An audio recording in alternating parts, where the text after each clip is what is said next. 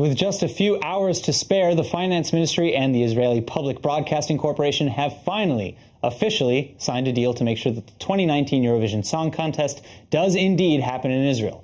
And Al TV's Emmanuel Kadosh has all the details. Thanks, Aaron. Well, this is pretty exciting news for Israelis all over the world. It was an honor to first win the actual contest, and now that all the drama surrounding the location of the contest itself is over, we can all relax and get really excited. All right, so explain, to walk us through some of this drama, though, because this decision really did come down to the wire. Right. So the Public Broadcasting Corporation, known as Kan, was scheduled to send a 12 million euro security deposit to the European Broadcasting Union by the end of yesterday in order to ensure that the competition itself will be held in Israel.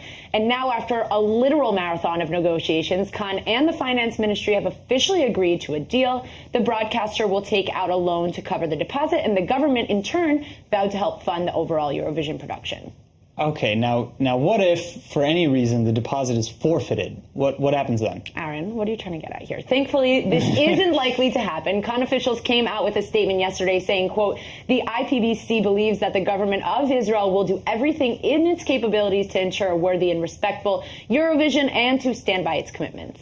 Okay, so let's hope, for full cooperation from both sides so that we can expect to see the best Eurovision competition in history. Yeah. But tell me, how much is the whole thing going to cost? Right. Then? So the competition, which is slated for May 2019, could cost up to 35 million euros, which in shekels is something like 150 million.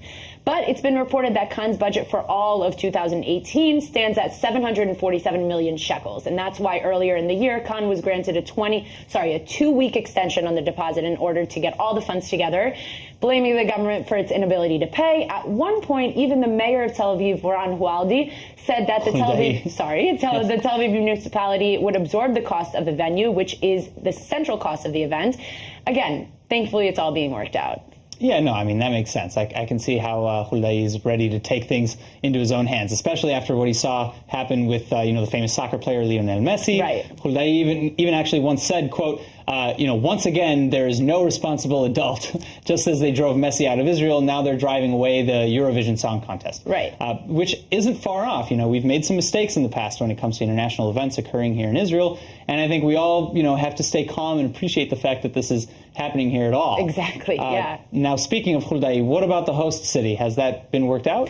Well, it's still reportedly between Tel Aviv and Jerusalem, but most reports indicate that will most likely be held in Tel Aviv, which for all of us living in the city means it'll be a lot easier to get to. And yes, that is me being very, very optimistic that I'm assuming that I'll even get tickets. Sure. That being said, Huldai made another point referring to the host city, saying, quote, the event is broadcast to billions around the world. So no matter which city it takes place in, it'll give exposure to the beautiful, Israel that many in the world do not know. So now that the deposit has been paid, I think we should all take his advice and get ready and excited to hopefully see Israel win for a second year in a row. Who knows?